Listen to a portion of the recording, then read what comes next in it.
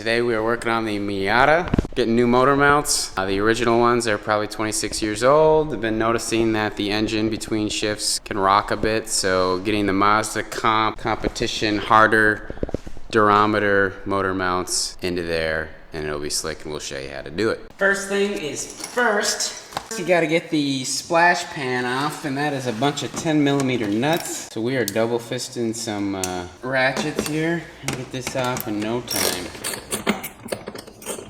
One of those situations where I think multitasking isn't faster.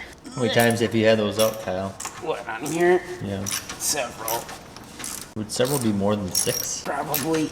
Oh man, I should use the bigger one. Here's a bigger one. Let's get all those on the bottom of the belly pan.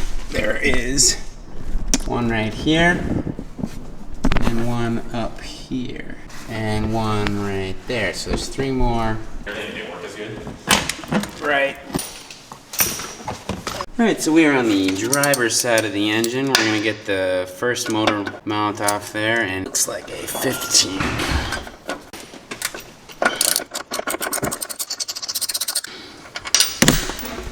Alright, we'll repeat that step on the passenger side. So once you have both motor mounts off, this bolt and this bolt off, we're going to jack up the car. I would put either a block of wood, or we have these rubberized blocks on the... It's probably smartest to do it on the bell housing, but you're just lifting the weight of the engine, so you can do it on the oil pan. I'm going to put our little block of rubber right here. Jack the car up. You want to be careful not to go too high, because you have your crank angle sensor, and you could run the engine into the firewall. So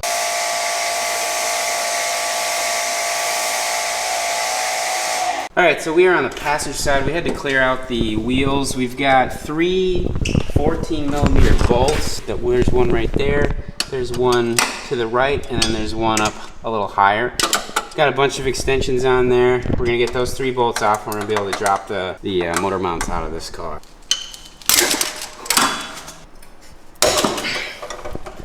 Not a bad idea to push a stubborn bolt, but alright, so those forward bolts, you just come up across the top of the control arm.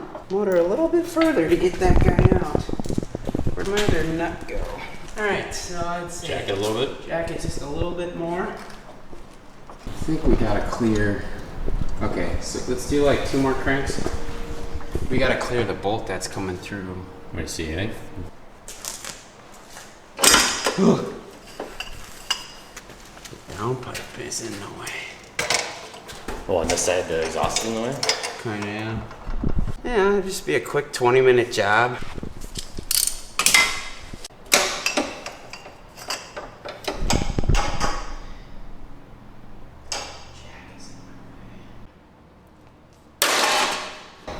You think it went? Oh, it went.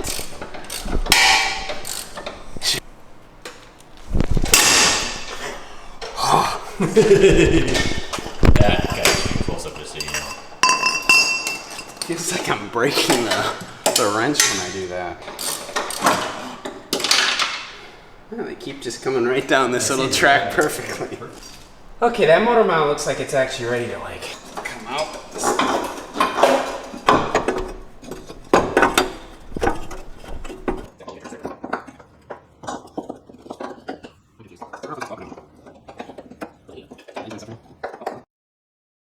Alright, so there's actually one more bolt holding the passenger side motor mount. It is part of that bracket right there, holding the starter on, potentially. Alright, so this is the passenger side motor mount. Snuck it out right by the slave cylinder.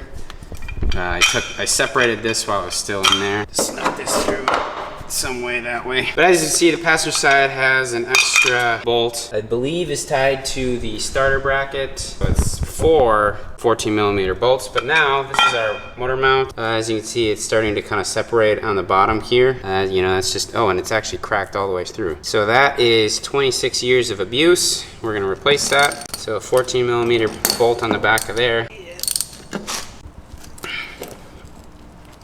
That off, you can grab your other mount. But you do want to make sure that that the nub sits in that little slot. So then we will put the same orientation on this guy, little nub, little slot, put our nut back on. And then one other orientation note is you want to make sure these drain holes are down, so when you put it back in the car, water can fall out of there and it doesn't pool up in here and cause a bunch of rust or resting water to hang out in there. We'll get the torque specs on that for you.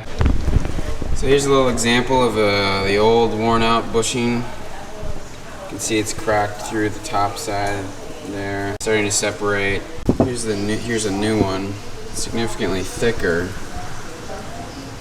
Couldn't figure out how to get the driver's side motor mount out. The exhaust flange is in the way. I don't know. I tried jacking the engine up higher, tried maneuvering the mount in several different ways. Couldn't get it. So whenever we're in there again, have more time, or are swapping out that manifold for a turbo one, get the motor mount then. So now we've got one good one and one bad one, and hopefully we're slightly less shaky with the motor. But stay tuned. Turbo stuff, fuel injection stuff. Removing some motor mounts quick down there. Well, we're removing it because I couldn't get it out with the manifold in. So when I was trying to do my motor mounts, I just decided to wait on the driver's side motor mount because it's a lot easier to pull it out when you have the manifold out. And since I had to take the manifold out to do with the turbocharger, and we're doing the turbocharger now, we'll do the driver's side motor mount, and you can see it's cracked through there, so that's bad. We're gonna replace that with the Mazdacompetition motor mount, and we shift and smooth again.